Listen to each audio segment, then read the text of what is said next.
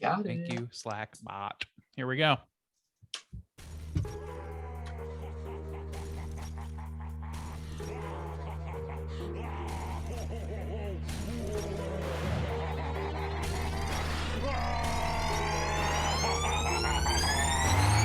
Yeah, we straight chillin', serial killing, pre-cold villains on the mind, got you reeling. 5-star rated from the floor to the ceiling. If you catch a 1-star, no time for feelings. Got a demon DJ on the ones and twos, by the name Beelzebub, so don't get confused. So grab a seat by the fire, roast a mallow or two, and prepare to hear the legend of the straight chillin' crew.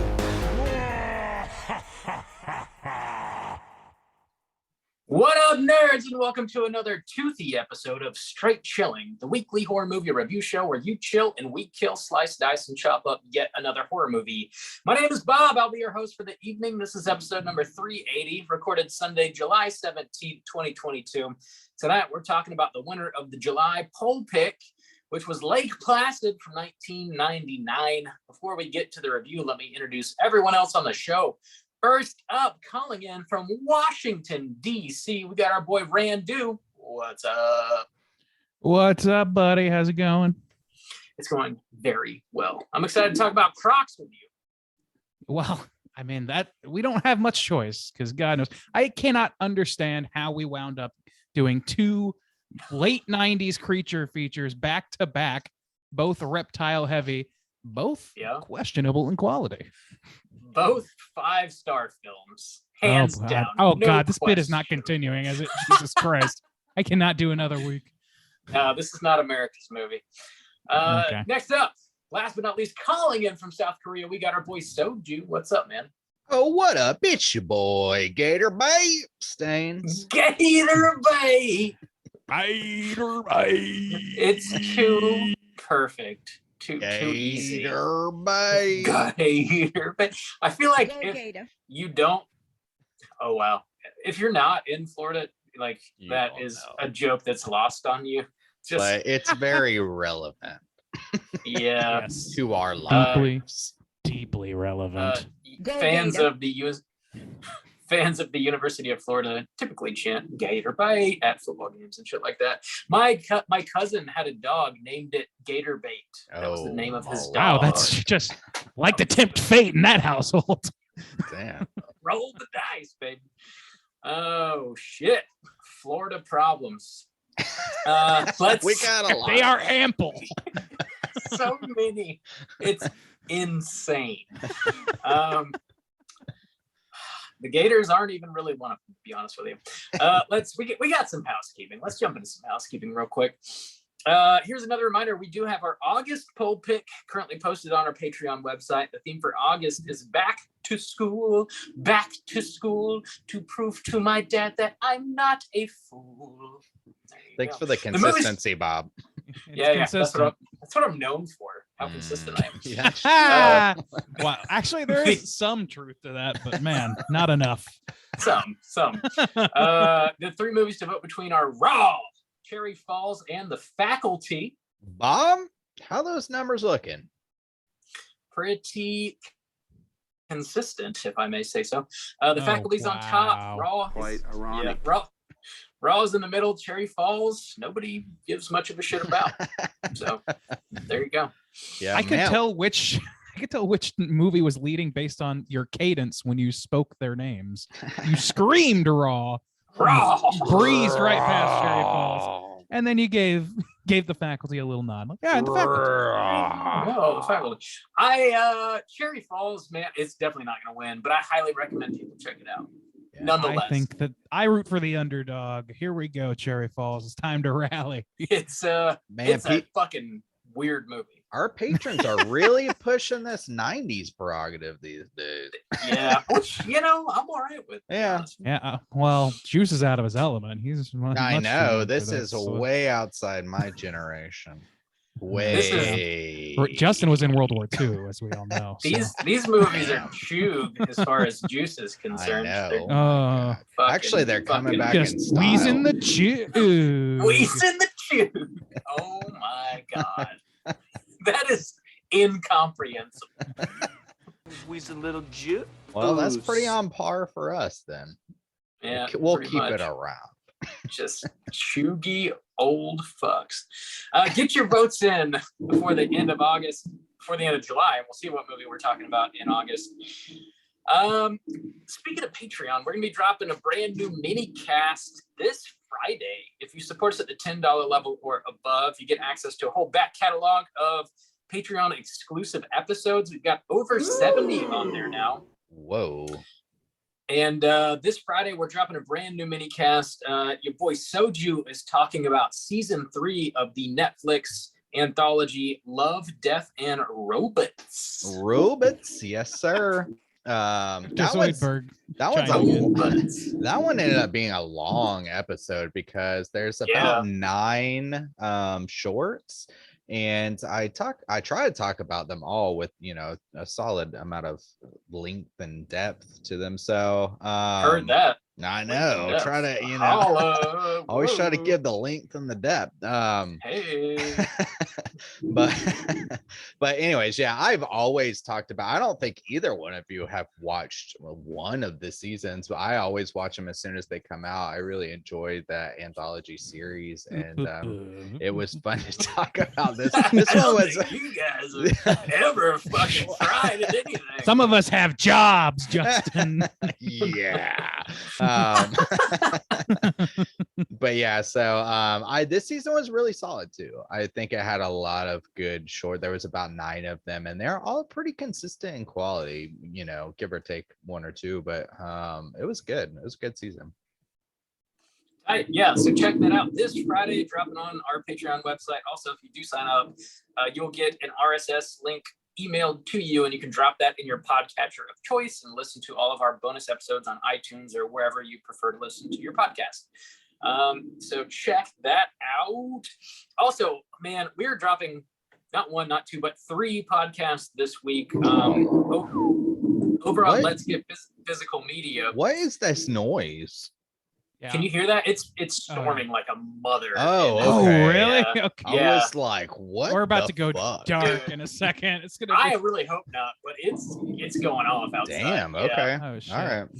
So All yeah, right, sorry well. if that's bleeding over into the audio. That's just rain and thunder. All right. So we're Um, dropping 3 episodes. This 3 week, huh? episodes. Yeah, Let's Get Physical Media is dropping on Tuesday of this week, which is going to drop before this episode drops. So it is now available to you, episode number 35. Mikey and I, we talk about our June pickups. So if you have any interest in collecting Blu-rays, 4Ks, DVDs, anything like that, check out Let's Get Physical Media everywhere you get your podcasts. We talk about a lot of horror stuff, but it's not exclusive to horror. We talk about really all genres. So yeah, check that out. 3 episodes, Tuesday, Wednesday, and Friday. You get fresh, straight chilling audio for your ear holes this week. Nice. Yeah. By the end of this year, we should be pushing 80 mini episodes, maybe more than that, because we always drop bonus ones in Halloween. So yeah, October goes nuts. Man, yeah. so get close to 90. That's crazy. Whoa. Yeah. So yeah, there's a bunch of bonus episodes out there for you. There's a pile of straight chilling audio just waiting for your ear holes. Yeah. Slam Boys it in, work. Fat slam it in. pile. We've been doing this for what, 8 years now? Yeah. Oh my lord. Yeah. Yeah. We're getting Yeah. close to a Yeah. decade of straight chilling, boys. Think about that. Yeah. for That's 1 second. Horrifying. We're gonna do it. It's We're gonna Nothing more doing it. horror centric than that. I will drag us into that decade if I have to. cool, Hey, I Even- guess. Even you're if I so have to- heroic.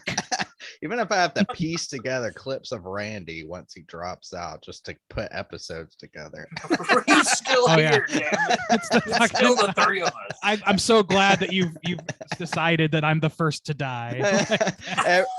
Every Very week I just gotta helpful. cut up a bunch of random Randy quotes. What I about love those clowns anal. in Congress? What a bunch of clowns. I love anal. Good point, Randy. As sharp as he ever was. Randy on the commentary. Yeah. That's all I got for the housekeeping. You guys got anything? I forget anything? My house is clean, just robots. Yeah, I think we're Just the- good. rowing the butts. The house is clean, Randy. Clip. Play the clip, Randy. Shut the fuck up. It's playing. Wanted to make sure you knew, dog. You know, sometimes we don't know. All right, we're getting into the main event. We're talking about Lake Placid, and we're kicking it off with the back of the box. What's on the back of the box?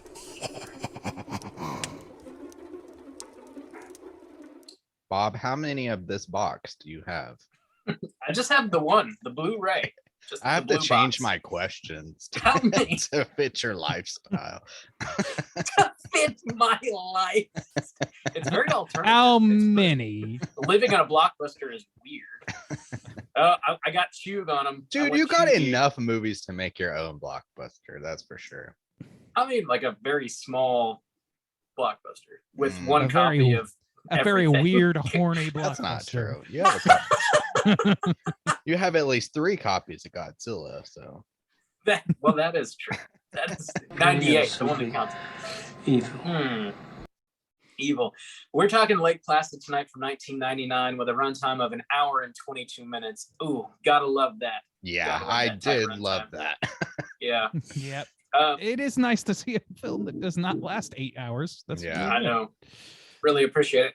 This was directed by Steve Miner. Stars Bridget Fonda, Bill Pullman, Oliver Platt, Brendan Gleeson, Betty White, a whole bunch of other folks. Plot synopsis brought to us by the back of this box right here is as follows. An investigative team armed with state-of-the-art equipment, high-powered weaponry, and a biting sense of sarcasm must work together to defeat Black Lake's most ferocious resident, a 30-foot prehistoric crocodile. Written by David E. Kelly, directed by Steve Miner, and co-starring Betty White as the cantankerous Miss Bickerman. This terrifying tale of survival combines humor and thrills with remarkable deftness. And that's from the New York Post, so you know it's true. Gentlemen, had you seen this before, and would you recommend people check it out? Randy, kick us off. Yeah, so this is a movie that I did not ever see, and people in our generation find that pretty surprising, I think, because it was This was a kind of first hotness time? for people. This was a First first time time viewing watch? for me. Yeah. Wow. First Okay. time watch for me. And over the years, like honestly, it was kind of like it was on my radar. I just wasn't that interested, to be perfectly honest. When I was growing up, it seemed kind of silly and stupid. And we had a glut of these kind of movies in the wake of all the Jurassic Parkness of everything, as we saw last week. So I was just like kind of not into it. I had heard over the years people give glowing reviews of this, not reviews necessarily, but people talking about this movie with great admiration. And I was like, you know what? Maybe I've been kind of like presupposing too much. Maybe I've been a little bit, judgmental towards it. So maybe this will be good. And about 10 minutes into the movie, I felt that I was very vindicated in my original analysis. I don't particularly recommend this movie. Yeah, let's just leave it there. I don't really recommend this movie. All right. It's a stupid movie. Juice, what about you?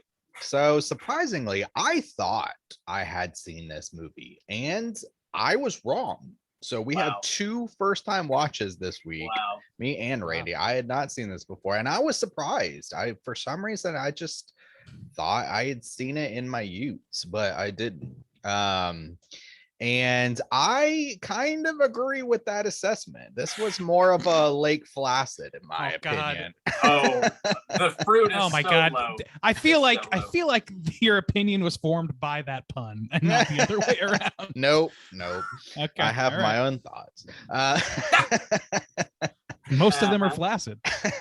So no, I found this movie kind of obnoxious, honestly, and Oh, okay. I was surprised too because, like Randy said, I have always kind of heard positive things around it, positive in a kind of fun sense, Yeah. not like this movie's amazing. Nobody ever but- said it. Yeah. at Nobody's least ever told me this movie changed their entertaining. life. And I was quite disappointed in what I got. So no, I would not recommend people check this out either. Bob, how do you feel about Lake Placid? Hey, if you're a 10-year-old in Well. 1999, I recommend this movie Yeah. to you.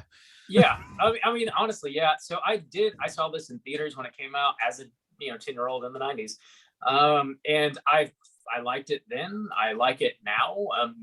I'm sure some of that is nostalgia coming into play here, But I think this is like a real easy, breezy, like popcorn movie to throw on during the summertime. It's got like some light summertime feels. It's got some like real wild characters that say dumb shit.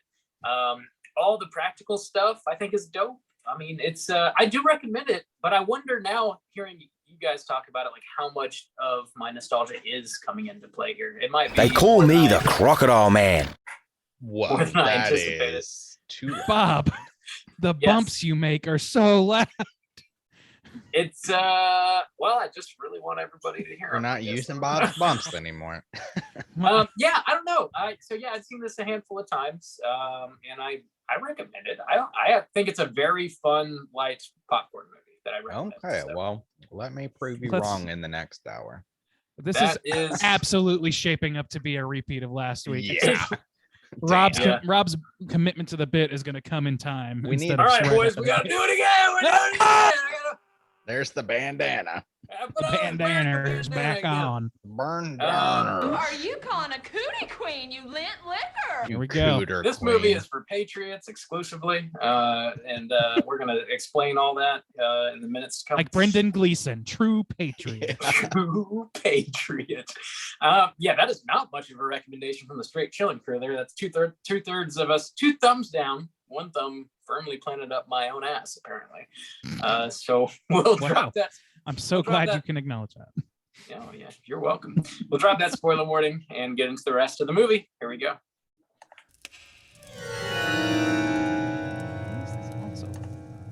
Spoiler warning.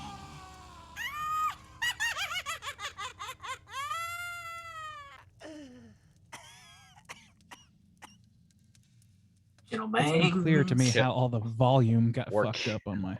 We're killing it this Yeah. week. Bob, Killing it. I hope this is very concise plot synopsis because this movie is a whole lot of nothing. Yeah, it's It should be a about 3 breezy sentences long.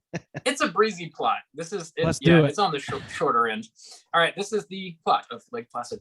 The movie opens up in Aroostook County, Maine, with a scuba diving game warden being bitten in half by an unknown creature. The next day, Sheriff Hank Keogh, game warden Jack Wells, paleontologist Kelly Scott, and a crocodile enthusiast by the name of Hector Sire go to the lake to investigate the incident. They find a human toe, a severed moose head, and Hank's deputy also has his head bitten off by a creature in the lake. The following day, Hank and Hector are arguing by the lake while a brown bear approaches them, only to be attacked by a 30-foot crocodile and dragged into the lake. Jack, Hank, and Kelly then see an elderly woman living by the lake, feeding a cow to the crocodile. She reveals she's been feeding it for several years. The crocodile followed her husband home one day and eventually ate him 2 years prior. Jack and Hank plan to allow Florida Fish and Game to kill the creature. Hector suggests luring the crocodile out of the water by dangling a cow from his helicopter. The plan works, and the crocodile leaps out of the water, causing Hector to eventually crash his helicopter into the lake. The crocodile comes on land, attacks the group. Kelly is knocked into the lake and swims over to the helicopter. The crocodile chases her and gets stuck in the helicopter itself. Jack shoots it with a tranquilizer. Hector then surfaces in the water and is attacked by a secret surprise giant crocodile. There's 2 of them. Hank blows it up with his grenade launcher. Florida Fish and Game arrive and load the paralyzed crocodile onto a truck and carry it off to be studied. 1 week later, we see the old lady feeding several baby crocodiles in the lake. And that's about it. Roll credits. Oh man. So yeah, I Yeah. found this How to even talk movie, about this? despite the fact that there's a lot of great kind of actors in here. Yeah, The cast is yeah. pretty stacked, and yet Yeah. this movie was a whole lot of nothing except obnoxious like jokes, I guess. Characters. Here's my characters, I literally wrote this note that says every character in this entire movie is very unlikable, and that is the mildest critique of all the characters. Some of these characters are outright fucking like obnoxious and irritating to even like see on screen. Yeah. I mean, I don't thought- like I mean, any of them. Bridget Fonda's character is like, Oh my god. No. Are you likable serious? Likable enough. She's I written guess. to be like No. the most harpy, horrifying, like worst misogynist one. take on a woman I've ever seen in my life. Bill Yeah. Pullman was okay. Bill I Pullman don't know, was the like- closest thing to being okay, and he's white bread in this film. I mean, Yeah, he is he's nothing. he's the guy that I guess we're supposed to like identify with, and like as they're trying to figure it out. We spend Oliver way more Platt time is- with is- Brendan Gleeson. is an absolute fucking creeper. Like, Yes. he's terrible. Brendan Gleeson is like kind of a shitbag. creeper. Betty White is a fucking spitfire, which I'm totally down with. to Betty be White's honest. great. I wrote notes on this. It's never a good sign when I do that. One of the notes I wrote was, where is it? Full scene with Betty White, fun scenes with Betty White, but still every character acts like some dudes giving each other shit at a fantasy football draft. That's the cadence of this whole fucking They- movie. It is, yeah. And also too, yeah, Betty White's nice, but the whole kind of appeal of Betty White is the fact that she's an old woman that says, suck my cock. I mean, Right. Yeah, I mean, she's exactly. not nice. I would not describe her. as well, nice, okay. but- I meant like Enjoyable. nice in this film. Like, Got- I mean, okay, not, gotcha. you know, enjoyable. yeah, She a is fun to watch be somewhat that way. entertaining Yes, yeah. moment in this film. I thought Although her, Oliver like- Platt was also entertaining in that way. Like, he's a Oh my shitbag, God, no. but the things that he No. said, I would laugh at. Okay, no. No. Disagree. Oliver Platt, just in a way. man. Okay. The such big, wonderful boobs. I'm like, oh my God, what 12-year-old wrote this fucking movie? Yeah, and It's just- also too, And she's like, well- thanks. Like, Oh, what? You're an no. officer of the law. Dave- you're David E. of Kelly the wrote this law. movie. Of the law. He's rich, Randy. He's rich. Okay. Like, I cannot figure out what they were going for with him, except for like kind of doofus with a wise like a wise understanding of the creatures, or like they were going for me Ian Malcolm, and they came out with like just a dog shit character. Well, I and wouldn't also, describe him as Ian Malcolm at all. I don't think that's what they're going I think he's for. like an Very extreme fun. version of Ian Malcolm. Like he's Ian Malcolm as written in the book Jurassic Park. as yeah, I remember think it that's kind anyway. of fair. I would say though, any kind of tension that comes from this film though, just comes from him being a dumbass. And since he's not Mm-hmm. a particularly likable character, and since he's constantly just putting himself in stupid situations, I kind of want him to get eaten. Like, I don't. Dude, I was I'm hoping. not feeling Yeah, suspenseful. I mean- Die. I want you to die.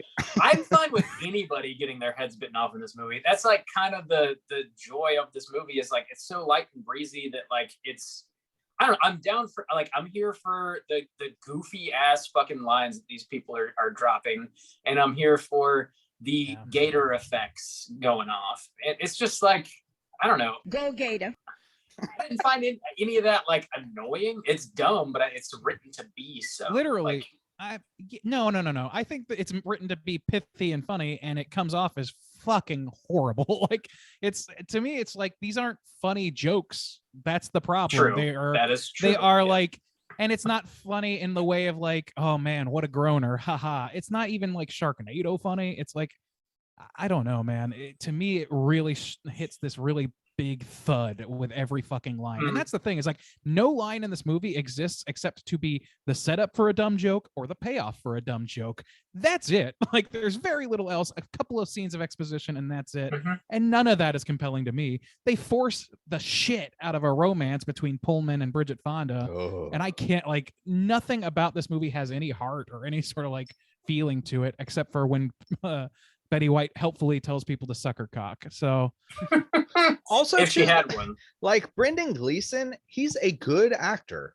Okay. Yes. Great actor. He's a great yeah. actor. This Yeah. opening scene where a man gets bitten in half and he drags a bitten in half man into his boat, zero reaction. There's no, he's looking around like, what? It's like, not what, there's no like real suspense in this film. I was blown away that this movie about a giant alligator really comes down to like he's a slightly bigger than normal alligator, and pretty much it comes down to the last 10 minutes of where anything that this alligator kind of does matter, and everyone's being so fucking stupid all the time. They're always just hanging out by the water, always. They're Yeah. always Yeah. standing by the Literally, water.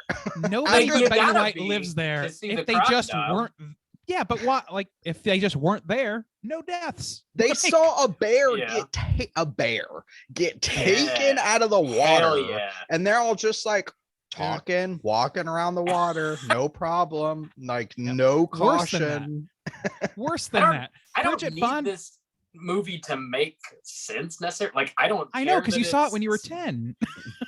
Yeah, I mean, but I can still enjoy it as it is. Like, it can just be like a series of goofy sequences that aren't sensical and still enjoy it. Oh, Like, it doesn't That's have to true, be but it's airtight. not funny Fair. at what That's it's doing. That's fair. Yeah, that's the thing. Okay, so for me, that's fair. It's a creature feature, especially from the 90s, and I was expecting it to be more goofy with and Anaconda, crazy Yeah, yeah. characters Very and stuff stupid, like very that. crazy. This movie, oh my, it's a whole lot of nothing. It's really trying to land these jokes that I agree with Randy, just feel so hollow and awkward, and everyone's a huge shitbag. Like this woman, I can't understand where her Dude. attitude is coming from. She shows That's up what in I this wanna talk town about. and just calls everybody a bunch of inbred pieces of shit, and we're supposed to like her. Why do you like He's her, from New Bob? York.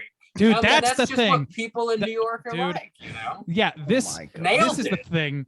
Fucking okay, here's I want to talk about her so much because she is so unlikable, and it's like written in such a way that it makes me it feels like Dennis Leary or some shit wrote this, where it's like some tirade about like uptight women and whatever. It's like it's all like if somebody's not being a shitbag to somebody, not saying a line that's like like being a dirtbag to somebody else, then it's like they are just being stereotypically of something, either a stereotype of a woman or a stereotype of New Yorker or a stereotype of a small town sheriff or a stereotype of a rich idiot. Like they just lean so hard on these fucking archetypes and that's it. There's not a whole lot else. But I want to talk about her motivation because they spend explicit time talking about, okay, well, you're a fucking paleontologist. And she gets flipped out of a fucking canoe by a giant gator or a giant crocodile, whatever. And afterwards, she's on the phone with her boss. She's like, I'm a paleontologist. I don't need this sort of shit. And like complaining about being there. And then immediately afterwards has a conversation with Bill Pullman. He's like, why are you here again? And she's like, I have every right to be here. I need to be here. And then it's like, no, Yeah, but she really, does. why are you here? And she's like, I just can't go home. It's like, you just got thrown out of a fucking canoe by a goddamn crocodile. This is your answer to having a fucking affair with your boss that went sour? Terrible Gator Bay. decision. Well, there's no Gator Bay. motivation that makes any fucking sense for her. She's just there. She's just there. Also, She doesn't Just have there to to make explain complaints herself, about Randy. being there. Yeah. She's a strong woman. Also, I agree with Randy that Not the movie says different. that the idea that there's supposed to be some kind of romance here is horrible. And even in the final scenes where the movie is finished and they're gonna drive away, I like can't stand this fucking character. Oh, you're just gonna move your sleeping bag out of the way. It's like, shut the fuck up. I hate this character so much. She's I can't made to be I hated. can't I believe have to that think Rob so. started off saying, "Oh, well, she's pretty good." It's like, why she's would you fine. say that? But yeah, that's a good question. What is likable about her to you, Bob? I mean, nothing So we can really, tear it I guess, now apart. that you guys like completely like break her down. I guess she didn't stand out in my mind as being a piece of shit. The person that like really stood out to me was Oliver Platt. Like he's a huge fucking problem in this Sure, movie. yeah. But like I can still laugh at him because he's an idiot. Like at the end of the day, he's just a rich bumbling buffoon, and it doesn't like bother me that he is that way. It's fine. I don't know. I guess like my recollection of Bridget Fonda's character was just not as strong as y'all's because I was probably just like fixated on how big of a piece of shit Oliver Platt was, to be honest. He's there to be a piece of shit, but literally everyone in this movie is a piece of shit to somebody on multiple occasions. Even Bill Pullman, but Bill Pullman and fucking Brendan Gleeson, they have this interaction with some young woman as they're standing there meeting with Bridget Fonda's character, and they just straight up ogle her ass. And it's like, okay, So this is supposed to like set Bridget Fonda apart as like the career woman who can take care of herself and who's going to like, you know, stake her claim or whatever. And she does so by saying a line. This is a paraphrase. If you look at me that way, I'll sue you. And with today's laws, I would win. And I was like, holy shit. Did a fucking late 90s comedian shock jock just write this? Is this from a Howard Stern script? Like, what is this shit? It's like, I agree. 100%. I had to look and see if the Weinsteins were involved with this movie. They weren't. How do you guys feel about the alligator sequences when we actually do see it? They barely exist. That was another shocker. I was like, how is this all I'm getting? When I saw the 82-minute runtime, I had a huge smile on my face. I was like, okay, this is just gonna be packed full of ridiculous, gory, crazy alligator chomping shit up scene. And you had the opening scene, which I was like, okay, they're kind of setting it up. I didn't really feel a whole lot of tension, but the guy got bit in half, and I was like, okay, that's okay. That's okay. And then nothing until a bear gets ripped out of the water, and then nothing until the last 10 minutes. Dude, I think that when you have a gator scene, I will give it this. When you have a gator scene, the effects, even the CG effects for its time, look pretty good. I was pretty impressed with what you got out of that. And the puppet effect looks fucking great. I know it's a Stan Winston thing and it shows. So that all is great. The thing is, we get way too little of it. For a movie this short to feel padded out is unreal to me. Yeah. I didn't think it felt padded. I do agree. Like, I would prefer to have some more crocodile sequences. Here's a little bit of trivia, just to drop it in here. There's just under 4 minutes of actual crocodile in this movie, so there's not. Yeah, much. I felt that. I was like, by the end of the movie, like when they're setting up this whole plan, I was like, are you shitting me? I was like, this is the end of the film. I was blown away, and that even. I thought it would be more than 4 minutes, but I was completely feeling it. I was like, nobody has done anything. Nothing has happened at all. And the thing is, like, it would be different if the characters were likable. You don't see Jaws that much, but you like those characters. You enjoy watching them, and you like Roy Schneider's situation is like really tumultuous. He's got a family at home. You see him loving with his family, and like all this shit we don't get in this movie. Even with the small amount of shark you get in Jaws, it is actually lauded for that fact. I cannot give this movie that same treatment. Jaws is one of the best movies ever crafted. And this movie is at least in part modeled after that formula, at least in part. Big mistake on that part. There's nobody. Even Betty White's character at times is kind of obnoxious. Like the situation of, your husband. Why would she admit to her husband being dead, her killing him with a frying pan and burying him in the yard, when just 10 minutes later she's like, yeah, the alligator ate him. It just feels so full of shit. Like, this movie is just people riding themselves in circles. It's absolutely that. Trying to protect the alligator.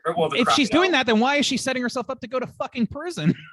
I don't know, man. She's a crazy old lady. She's probably lonely. Sure. The only friend in the world she has is the crocodile. So she's going to. So naturally, she wants to get herself put into jail where she can't help. She could say, my husband's on a fishing trip. I mean, I guess anything. Honestly, any lie is better than "I killed him. Please arrest me." Yeah. I don't know. I mean, I find that scene like silly and funny though. Like, I'm happy it's in the movie. It's way more funny than like, oh, he's just on a fishing trip. I'm happy it's in there because she's enjoyable to watch, but that is it. Like, story-wise and character-wise and anything else, nothing about that is good to me. Like, the idea that she's like secretly also praising Sobek and like sees these creatures as the dominant species or whatever it is she's fucking doing. Like, that whole line of thinking is absolutely straight out of Jurassic Park thinking, and like it's like an outcropping of that, but it's done so poorly and it's so unearned. Why does she feel this way? Just because it's a big crocodile and she started feeding? I don't know, man. Nothing about that character really makes sense except as a vehicle for Betty White to deliver some lines. And you know what? For that's fine. That is fine. If a whole movie was as successfully funny as that scene, we wouldn't have this conversation as it is right now. And Rob's kind of making me feel bad about like, and I understand this idea of what this is just a fun creature feature from the 90s. You guys are taking it kind of too seriously. And the thing is I understand that way of thinking, and I want to subscribe to that if they had delivered on any aspect of this film. The horror aspects barely exist for advertising a movie that is a creature feature. 4 minutes of an alligator that's slightly bigger than normal. Let me remind you, that's the story we have here. Also, too, the comedy. I don't think it's funny. I don't think it's silly funny. I think it's obnoxious trying to be funny. So in that aspect, Totally I don't. So all I'm left with is just picking apart why somebody would write a script this shitty. And I wouldn't do that if they could deliver the horror or the comedy, or preferably both, which they can't. So now I'm just left with questions of why is this so shitty? Yeah, we're left with nothing to do but to pick it apart. Go ahead, Bob. I'm sorry. I want to talk about the length of the average crocodile, which I had to Google this, is apparently 14 to 17 feet. This one is allegedly 30 feet, so it's roughly double the size of your average crocodile. The way they So talk it is about big. it, the way they talk about it, they're like, he said, what's the largest? He's like, the largest one ever recorded in India is 27 feet. This one's 30. And the largest one ever caught was like, what, 21 or something? He mentions it, something like 23. And so they exaggerate that it is bigger, but also to just like, I don't know. It's not enough for me to care. This to me is on like roughly the same level as Anaconda. I think Anaconda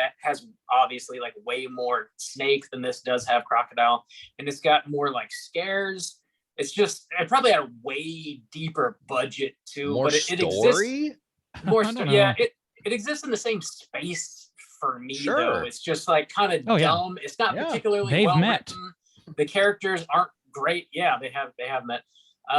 But it's like okay with me anyways in this movie. Like I feel like we're all kind of on the same page for Anaconda, but we all saw that as kids, right? I think. Did we? Yes, we did. And so maybe that has something to do with it for sure. Like I feel like that's definitely the case, that seeing these movies as a kid has an impact on your viewing later. I will say that like for Anaconda though, like looking back at it, there's a lot more like cool set pieces and I agree with that. Kills. Like this movie doesn't really deliver that either. Instead, we just get a lot of Brendan Gleeson and Oliver Platt getting on each other's faces and trying to outquip each other. And I just my threshold for that ended immediately. Fucking Brendan Gleeson in particular. At least this movie starts with him making a comment about like everyone's a comedian, everyone's so sarcastic, and then every single fucking character in this movie just continues to do that, including Brendan Gleeson. And I'm just like, please stop. Not everybody has to be the quippy one-liner guy. This feels like a modern Marvel movie. Also, I was just looking. So Anaconda episode 277, I only gave that one a 1.5. And in my mind right now, I'm saying that Anaconda was more entertaining than this film. At least, like Randy said, at least there was interesting set pieces. They're going down a river. There's some kind of story. There's a good villain. John Voight was fun to watch. Yeah, he's a ridiculous villain. Do you have that pulled up? So I'm curious at what Randy and I rated. Yeah, I do. So Randy gave it a 2.5. Rob, you gave it a 3. Still packed. I think I even copped in the episode to it being largely nostalgia goggle. Yeah, maybe so. Yeah. And I would say comparing these movies, since they're so similar, came out at a very similar time, very similar motivations, it occupies the same space. There is a villain in that movie who has a ton of character, you know, and there is a lot more snake. There is an interesting set piece and setting of the boat and going down the river and a motivation. Okay, compared to this movie where it's 3 bumbling idiots poking around a lake with 4 minutes of a kind of big crocodile, and one person dies. What? No, there's more than that. Is there? The guy in the beginning. There's and at least Deputy 2 on gets- camera. Gets his head bitten off as well. Okay. Yeah. There's at least 2, and then we get the bear sequence and the cow bear. sequence, and then it attacks the helicopter. But I don't think anybody dies in that last scene that I recall. No, I don't actually. think so. No, I don't Except think the so. gator himself Yeah. gets blown to shit. Yeah, Yeah. yeah. The second surprise. They second had to gator make does. good on that Chekhov's gun with Which something, so is- they just wrote in a second gator. Anaconda again. When did Anaconda come out? 1997. So this came out 2 years later, and the surprise second gator is the exact same twist of Anaconda. Spoilers. You can Whoa. tell a freshie from a salty by its long, narrow snout. Hell yeah, Thank you you. can. Oh, Thank you, freshie Crocodile from a Man. salty. Man, R.I.P. Yeah, pour one out for our boy Yeah. Steve. Yeah, man. Mm-hmm. So yeah, I I was- mean, I don't know. Like, go ahead, Bum. I was watching some Steve Irwin videos, like Really? trying to get bumps for this and whatnot. And like I hadn't seen any Steve Irwin shit since I don't know 10 years ago at least. That dude was a maniac. Like he was afraid of nothing. Yeah. It's really incredible. It's very impressive to watch him work. To be honest, like It's- my yeah. ass would be scared of everything. Yeah, It's nuts he that a was not afraid. stingray got that motherfucker. Yeah. A Yeah, stingray. it's He's gonna be just something, grabbing you know? gators. Just Yeah. no problem. And his whatsoever. family's the same way. His like 2 Mhm. kids, his wife's still trucking along, and Yeah. the 2 kids are like just like him. Damn. Mhm. That's it. Yeah. It's true. Yeah. So I wanted to ask this question because it seems like, in my mind, this movie should not take place in Maine. I understand that it's like, oh, it's surprising that it's in Maine and it creates a little bit of conflict there, whatever. Yeah. But the problem with me is the way that Maine is portrayed, especially because its outsider perspective is from the rude New York character. Boy, you could really tell you're from New York. And then it's like they like Set use all in these. They use all this. It's set in Maine. They treat it like it's like Deep Woods, Appalachia, or Yeah. some shit. Where they're Yeah. like, Gainesville, you gotta Florida." go fuck your sister and shit Yeah. like this. I'm like, that's not even like. Is that a Yeah, maybe I'm is being that a naive, but stereotype of Maine? that's the most don't think northern so. state outside of Alaska. I don't- don't know that it has that stigma attached, but maybe I'm wrong. It could be, we're not from the north, so maybe in that region it is, but I have never heard that. Like Yeah. I agree with Randy. It's a very, if they had they'd gone down to Florida, then that Mhm. makes sense. The backwoods of Florida. then they Oh, you're don't get the fucking your conflict, I cousin, guess. whatever. Okay. At least those are I stereotypes that see it every people day. have heard of or are familiar. Oh, Florida, man. I mean, those are things that have Every day. existed for a long time. I hope not. But Thank you for being a friend. Bob, Jesus, regulate those sounds. They sound fine on my end. I'm Really? sorry They if it's sound blowing your really loud eardrums to out. me. Yeah. Weird. I don't know why. But anyways, yeah, I agree with Randy that seems very strange. I don't know. That's a For minor Maine. quibble for sure. I just like Yeah. it just kept throwing me because I'm like, is this a place that you would go to even as a New Yorker and be like, you bunch of inbred hicks down here? Do you even have a phone? I don't. like, I doubt it. what? I think it's kind of interesting that this crocodile apparently swam across the Atlantic. It came from another continent, and like the idea of that happening is cool. And apparently, it came with its partner, and they're just like procreating. I don't know. Like it's Mhm. cool to think about, like a crocodile that fucking big that it can swim across an entire ocean. But see, when you're talking about that though, that there was like they kept giving kind of conflicting ideas, and that comes in with the idea of Betty White, because then when she's at the end feeding the little ones, and she kind of goes in this thing of like, oh, I've been feeding him and take care of her for what, like 6 years.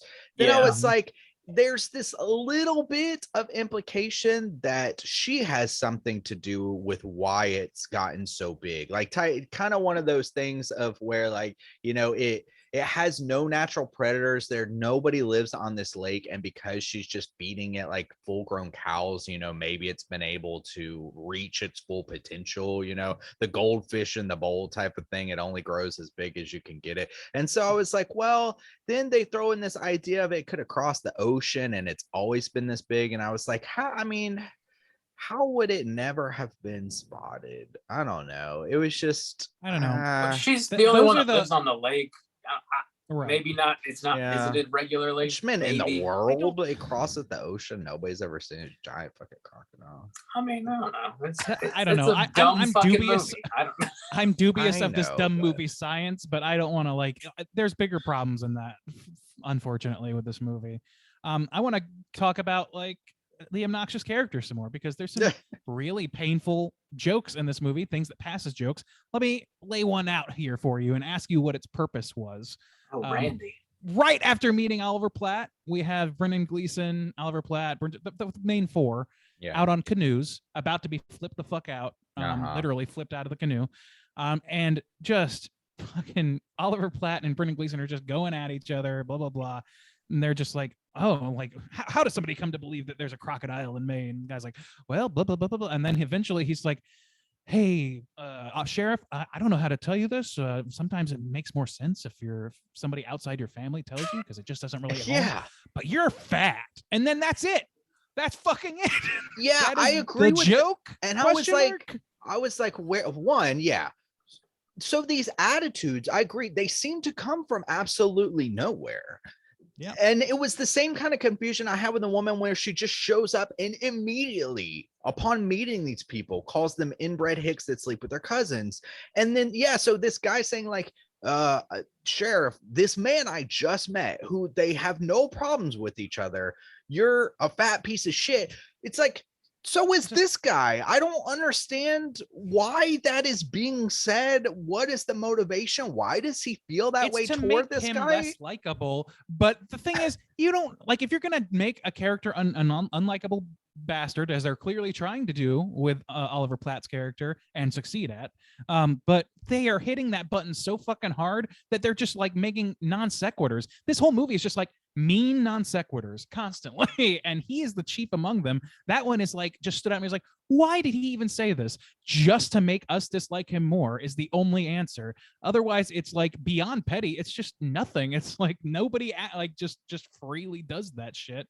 That doesn't make any fucking sense to me, and it really bothered me. Like if you're going to portray this character as a shitbag, let him be a shitbag within the confines of the context they're in. That line could have existed in any fucking movie, and it would have made just as little sense as it did here. Yeah, and Rob talking about that woman's character being, you know, fine or likable. One of her lines, never been to Maine before, huh? Oh, I have good hygiene. I'm not welcome. What? Why? What? I don't know. What? I guess people in Maine don't bathe. Wow. Probably. Why does she hate them Probably, so yes, much? probably. I don't know. I don't know, man. I didn't like analyze this shit quite as deeply. All of this This is dumb. not I analyst. agree. So, Rob, I what do did agree. you do with your time while you were watching this movie then? I understand, like, that's the thing of Rob making me feel bad God about damn. analyzing this shitty movie, though. It's like nothing is happening, Bob. What are you doing while you're watching this movie? There's no gator. What are you doing? Just having a light chuckle, eating some pea corn, you know, chilling, There's like waiting an- for a cootie queen. waiting for Betty White, waiting for Betty White to tell someone to suck her dick.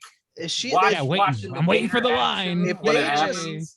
Filled it to the max with this gator, then that's fine. Make it, you know, as Sharknado had the gory, as decency to show crazy a as shit ton possible. of sharks. Like And Four- NATOs. 4 And minutes those. of gator. 4 minutes. That's terrible.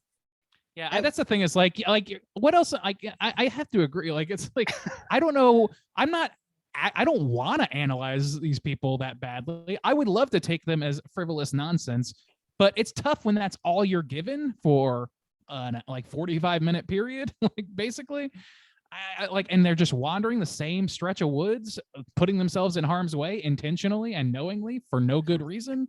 Like it's really hard to root for these idiots, especially when they're such unrepentant assholes to each other and everyone. I mean, the sheriff does eat a bunch of Twinkies at the beginning of the movie. Like, Oh I yeah, don't know. he's a fat piece of shit. Fuck Maybe- him, apparently. maybe he should. He's off pounding the those Twinkies. Twinkies. He's going hardest. You know, it worked. It worked for Al and Die Hard, but not him, I guess. Well, I don't I know, mean, man. I think it works. It works. Dude, Al- there's Al this- can pull it off. There's a scene where like fucking Oliver Platt directly endangers the female officer's life for nothing more than a fanciful dip in the water with the fucking giant crocodile. And then he gets back and he's all like pissed off, and some like Brendan Gleeson's like, don't ever fucking do that again. Fuck you, whatever. And he like pouts off. And Bridget Fonda says, like, you hurt his feelings. And I sat there and like, fuck you. Fuck both of you. What is this shit? What are you talking about, hurt his feelings? He almost got people killed 5 seconds ago. Also, too, I think one of the big red flags for me initially was when they open with this woman and, you know, her boyfriend who she worked with or whatever had an affair with her best friend. And then that whole dialogue, I was like, dude, it was like cartoon question marks popping up all over my brain. I was like, what? Wait, what? Where the friend's just like, the heart wants what the heart wants. And I was like, why are we, what? Is this the dialogue? What is this what I'm about to get? And yes, it was. That's what I was about to get. I was just so confused about the emotions that were supposed to be taking place in this scene, why this dialogue was so terrible, why we were spending time with it. It's just, from the beginning, it was even so bad. You could have done so much more with him being like, with Oliver Platt being obsessed with like Sobek and like ancient whatever. You could have done more with that, and that was largely unfulfilled for me. He got to look in the Croc's eyes one time, and largely, like at the end of the movie, he's still the guy that's like, we can't kill it. That's it. He has no arc. He just kind of is and causes problems. You know, like there could be movies with characters like that are successful, but it's just like one more fucking ornament on the shit tree here. Like, I agree. That was actually the most compelling thing to me. And it sucks that they made the guy who knows anything about crocodiles the one you want to die the most, but can't die because he also needs to give the information. Mhm. But yeah, the idea, I mean, there was an Egyptian goddess that had the head of, you know, a crocodile, and even his little spiel about, I thought it was actually one of the best kind of moments in the film of him talking about people being thrown to the crocodiles to be judged. Oh, let the crocodiles decide. And him having kind of like this little breakdown of like, oh, the crocodile wanted to eat me. Does that mean like I'm not worthy or whatever? And I was like, if you're going to introduce a character like this, that's got all the gadgets, that's got all the know-how, you know, why make them a complete piece of shit? And why, give them no kind of arc? At least maybe he could have been a piece of shit in the beginning, and he had that judging kind of moment where the crocodile found him not worthy, and then maybe he, you know, turned over a new leaf or something. But they don't give it any kind of weight or meaning. And they don't have to. I know Bob's saying, oh, this is just a fun creature feature. Why's it got to be so serious? But I'm just like, come on, give me something. We're looking for ways. Yeah, we're looking for something to cling to. This is not a perfect movie, and I'm not arguing that at all. I understand we got to talk about something, right? Like, the movie has holes. It's got issues. I understand that. Yeah. It's just still a 5-star movie. That's all. Oh, yeah. Oh, sure, yeah. It's 5-star movie. That's it. I want to point out one other thing that, like, Becky was watching this with me, and they were saying to me, like, what's with this score? And I hadn't noticed, but like, the score in this movie is fucking the most generic shit I've ever heard in my life. It has no hook, no anything to. It's like Pirates of the Caribbean, except they're making it up as they go. Like, and then they end the movie with a reggae song for unknowable reasons. That's what Don't they get me wrong. in I love me Maine. some reggae, but it's a big hit up in fucking Maine, and New England loves their reggae. Bob Marley, Is This Love? I mean, it's a jam. Is that what they ended the movie with? Is This Love? Oh, really? Yeah. Why? So is Tainted Love, but none of that shit means anything with this movie. And it's just Tainted like, Feelings. I mean, man. This movie should have been set in Jamaica, honestly. Oh my God. Couldn't have hurt. Yeah. I don't know. Do you guys have anything else to mention before we rate this? I feel like we kind of touched on everything, and yeah, it's there's a not pretty much slim movie. going on. It's super slim. Yeah. Okay. That sounds like a no. Yeah. I have one more plot hole that I'll talk about it in my thing briefly. Okay. Well, let's go ahead and rate this. Out of 5, Juice, kick us off. How do you feel about Lake Placid? I feel like it's a big nothing, to be honest. I was No. at least they had the decency to make it short. And I was happy from the beginning. I was like, yeah, 82 minutes. All right. They really know how to just deliver what we want. And then I was so disappointed that 82 minutes was largely just blank nothingness. I was blown away by the time the last scene was coming up. And I was just like, what have we done this whole movie? Nothing. Walk around this lake, literally walk around this lake. The handful of positives is Betty White tells people to suck her cock. Okay, that's fine. Bull Pullman. No, Bill Pullman. Bill Pullman is a fine, plain character that's not obnoxious. Thank God. And then Hector, Kelly, and Sheriff Hank are just the biggest pieces of shit to each other constantly for no seeming reason. The gator barely exists. There's hardly any gore. There's no suspense. And this movie is a big nothing. It's a big fucking nothing. I'll give it 1 star. All right. 1 star from Juice. Yeah. Bob, you want to go next? Yeah. Sure. Out of 5, Lake Placid. Oh boy. I think the cast is great. I mean, we've explicitly talked about that. Even though the characters that they are portraying are not like super well fleshed out or developed, I still find them entertaining enough for like an 80-minute creature feature popcorn type movie to keep me entertained throughout the runtime of the film. I think the effects look good, even though you don't get a whole lot of crocodile, which you do get holds up well, I think. Stan Winston did a lot practical. Even the digital stuff does still look pretty good. Specifically when the bear sequence and the cow sequence and that the helicopter scene at the end too, where it like lashes on a helicopter and pulls it into the water. I think all that looks pretty good. Betty White is definitely a standout for me anyways. She's salty as hell, but it's just obviously funny seeing this like older woman who's very well known say shitty things to people. There's like no fluff really in this movie. I mean, I guess you could also argue that it is entirely fluff. So I don't know. My point being, it's brief and like they do take mercy upon you in that. And now you can put them in a cool Godzilla cup holder. Yeah, you can. I think it's got some like fun summertime vibes going for it, set at the lake. And I think it's like a fun 90s creature feature. Like, would I enjoy it as much if I hadn't seen it as a kid? Probably not. There's absolutely no subtext here. There's nothing to read into really. There's not a ton going on, but I also don't need there to be a ton going on. I'm not like detracted by that necessarily.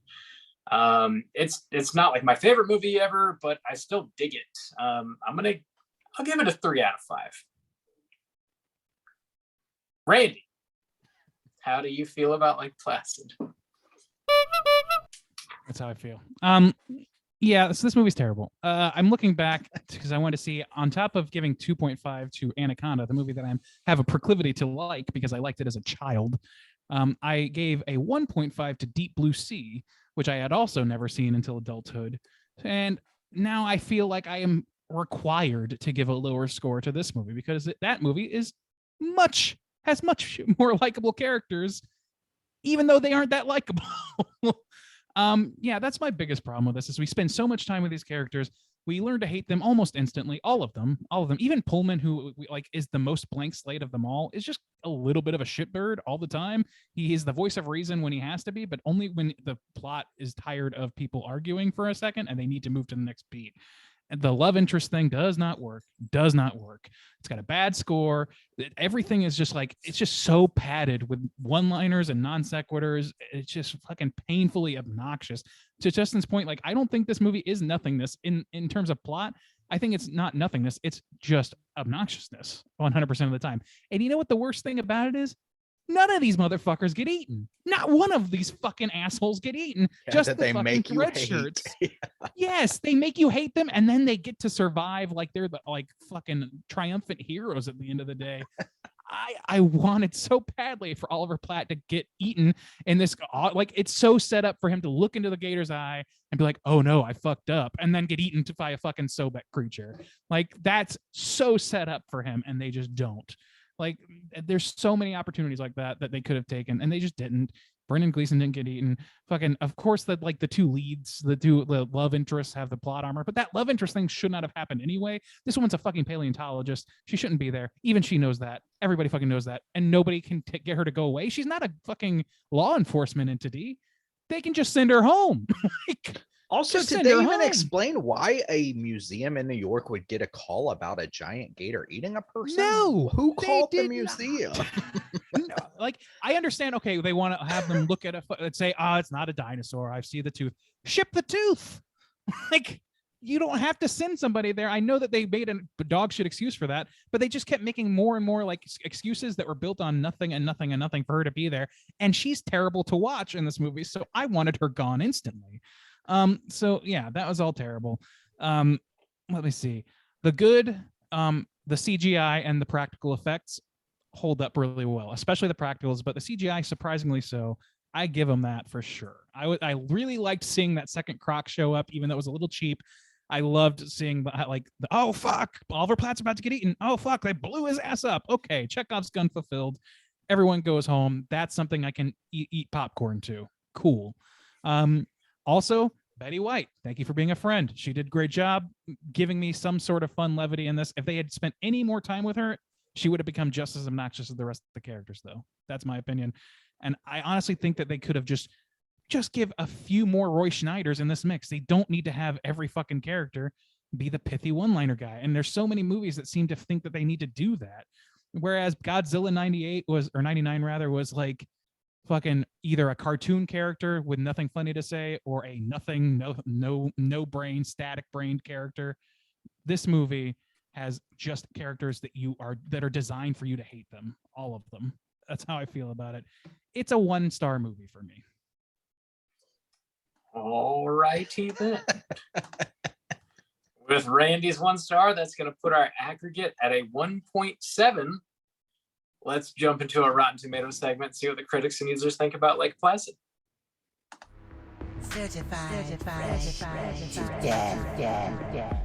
Wait, why is it a 1.7? Oh, did I calculate incorrectly? It should be just a 2, right? I gave it a 1, Randy gave it a 1, you gave it a 3. 5 divided by 3. What? That's a 1.7. Okay. Done. All right. Continue. This was fun. Okay, my bad. This is the Rotten Tomatoes segment in which I'm going to have these gentlemen guess within the best of their abilities with their high-level math skills what the critics and user aggregate scores are for Lake Placid on RottenTomatoes.com.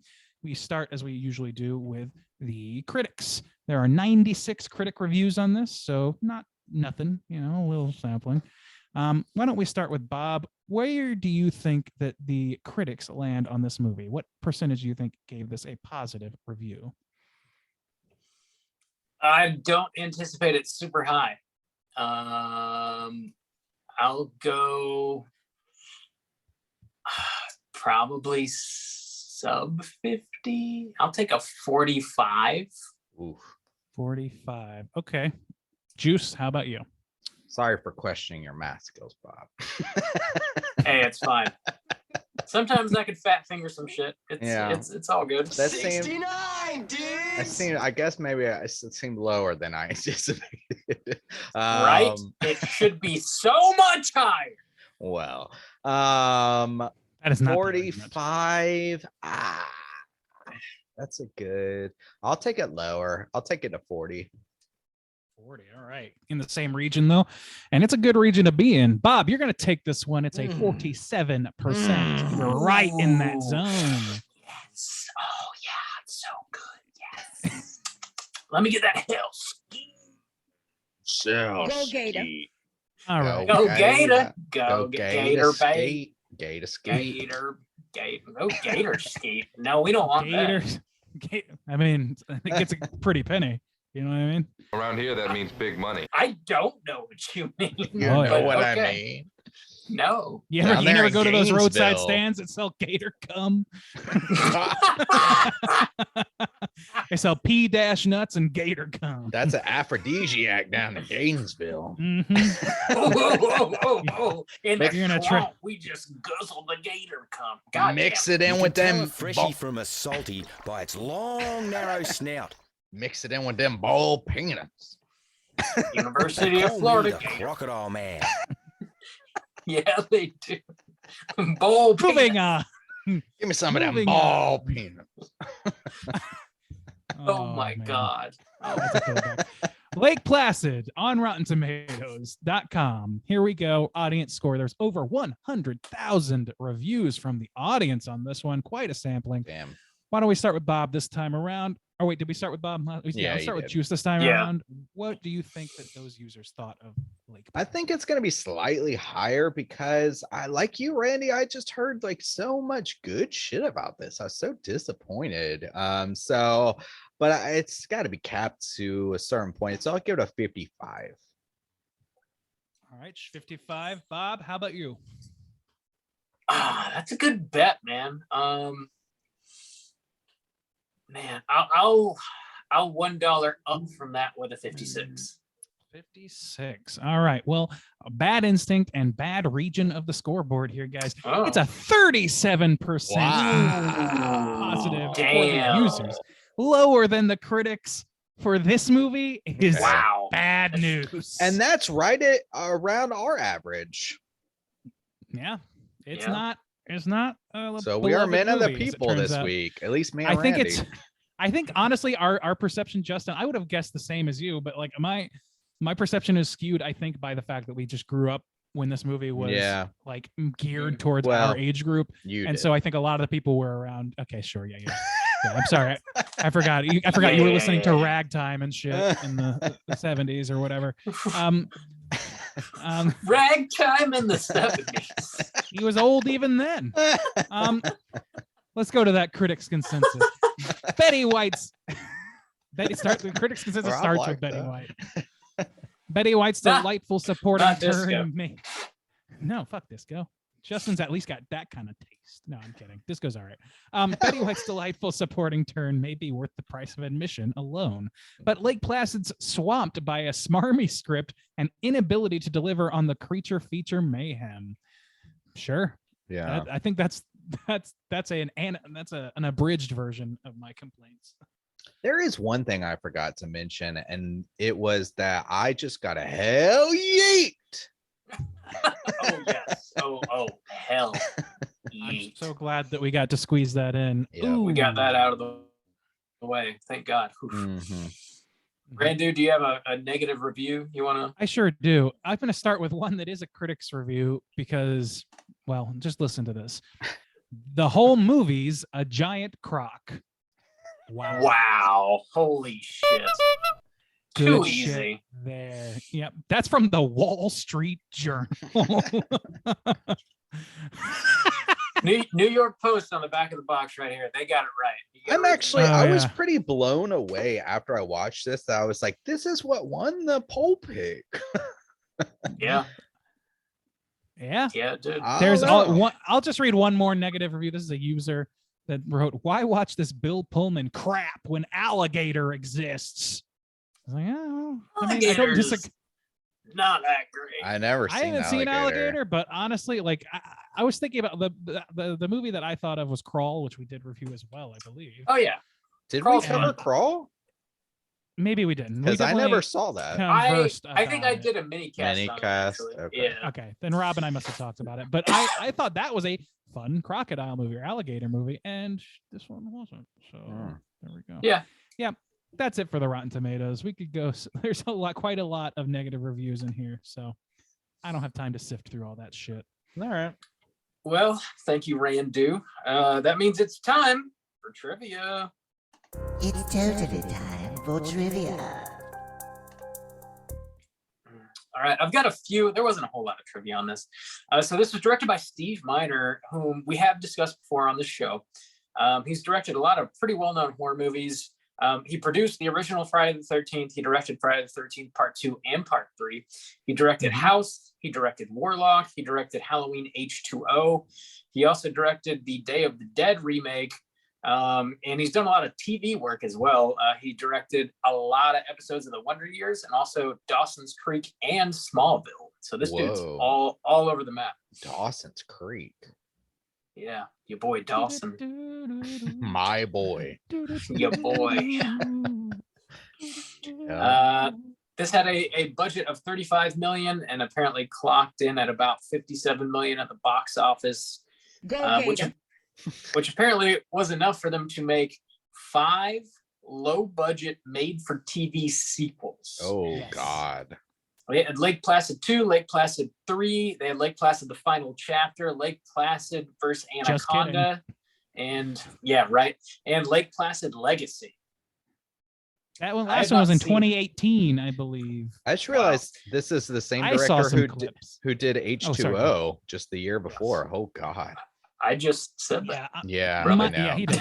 I know that you did, but I was just like, wow, that's not great. I have such a soft spot for Friday the 13th 2 and 3. Well, yeah. But after that, the Miner train ends for me, I think. I don't know. I thought you liked House. I thought you were a House guy. I like Houseu. I'm not so big on House. House isn't terrible. I just don't really like it that much. You know, it's just not high on my list. I know you're a Wonder Years guy. I know that. Yes, but also like showrunners have more to do with that than individual directors. Yeah. The guy who created the crocodile for film was, of course, Stan Winston. We talked about that. He also created the creatures in Aliens and also worked on Jurassic Park. We kind of touched on this too. The largest crocodile in captivity was named Lolong, who measured a little over 6 meters, which was like 20 feet, a little over 20 feet anyways. When he died from pneumonia in February 2013 in the Philippines, the crocodile depicted in this movie was about 10 feet longer than that. So it was, in comparison, a pretty damn big crocodile. Oh, she's a fancy flapjack. Oh, damn. I just realized that this is the same guy that worked on Aliens and Jurassic Park. Here we go. It looks so this is the game we're playing now. We have a new game. We have a new game. Oh, fuck me. This is the last that I have. This is where I tell you to suck it. This is where I tell you to suck it. Thank you, Betty White. The crocodile was mechanized through hydraulics, which has been learned on the previous projects, worked fairly well in a water environment, I guess. Yada, yada, blah, blah, blah, et cetera, et cetera. That's fine. That's enough. That's nonsense. Hydraulics made the thing move. Okay. Yeah, that's all I got for trivia. Let's talk Cooter of the Week. Oh, shit. Straight chillin'. Cooter of the Week.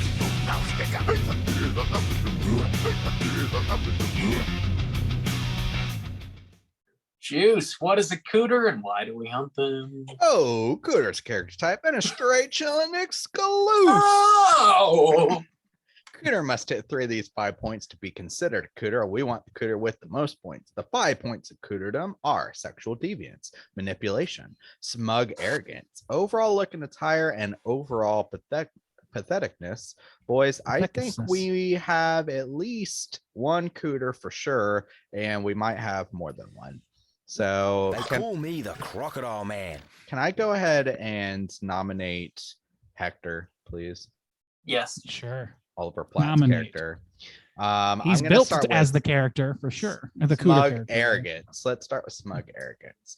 Check. just strolls into town and just starts calling people fat for no reason. Huge piece of shit. And that they can't read and that they are inbred. And he almost gets he tells a female officer that she has great big boobs and how interesting that is and that he wants to mate with her, and then eventually tries to get her killed in a fucking helicopter. So is that sexual deviance, Randy? Oh yes. Yeah. You got great big yabos. Yeah. Oh yeah. I mean, for the sexual deviance is what I'm confirming. Oh yeah. Oh yeah. She sure does. Oh yeah. Bob, contain yourself. Light manipulation, I guess. Like he No. kind of. I was gonna say, like, he does like force that woman to get on this fucking dumb helicopter and go out into the bay, which like she doesn't want to. I thought she was gonna get eaten. I was like, surely they're going to have somebody die. And then that would be like his come to Jesus moment. Yeah. But it turned out that he was just had his feelings hurt by them being mad about that, I guess. And then they have, speaking of manipulation, he then gets a little talking to with Bridget Fonda in his tent where he's like, these things are, it's like looking in the dragon. They have more dignity. And she's like, you can cut the shit. And he's like, yeah, okay, whatever. And so, yeah, it's fucking manipulation at the end of the day. And it's pathetic. Yeah. Also too, I'm pretty sure we never see that character again. So why didn't they just have her get eaten? I don't think she ever showed up again. Yeah, that's a good question. I don't know. She probably got scared off. I don't know. Yeah, just have her got scared off. I don't know. She just ran off into the woods. His attire is like normal shit, I guess. He's wearing like a vest. It's like outdoorsy. Yeah, like tough. In this context, you could kind of wear anything that. Yeah. That is. I don't know. You could wear a lot in this context. 4 out of 5 though. Easy 4 out of 5 points. Yeah, absolutely. I think he's a top contender for sure. I think he's intended to be the cooter of this movie. I think so. If there was an intention to make somebody that hateable, it's him. Yeah. Okay. So we got him. Does anybody else want to nominate anything else? I haven't done the math on this yet, but I think we should talk about Bridget Fonda. Okay, let's talk about her. Strolls into town, like, smug arrogance through the roof, written that way to be the piece of shit, mean New Yorker who comes to town and just starts telling everybody to fuck their sisters and shit. Yeah. So yeah, fucking arrogant piece of shit. Randy.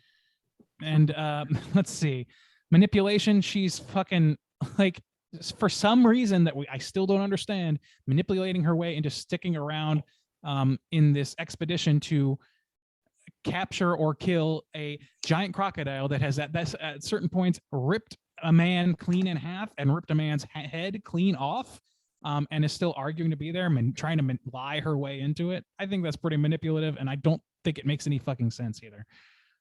What else we got? Looking at Tyre, she's fine with that. Like nothing crazy there. Patheticness, kind of fucking pathetic. Like there's the way that they write this character to be like in this cat house fight with her colleague over who gets to fuck their boss is pretty fucking disgusting in my opinion. And but within the world where that's the case, I think she has some sexual deviancy. She's painted that way anyway, which is fucked up. And then pretty pathetic that that's the way that that's handled, is by just like cowing to the Weinstein. I don't know, maybe that's more modern lens at play, but it feels like, I don't know, man. It just really is trying to paint this woman in a negative light, and I cannot figure out why they wanted to do that. I don't know. So I got nothing for you. She a cooter? I think she hits at least 3, right? Yeah. That was 3: sexual so. deviance, manipulation, patheticness, and smug arrogance. Smug arrogance, yeah. No looking at Tyre though. It's the same ratio as fucking Platt or Oliver Platt, except not as pronounced, not as loud about it, maybe.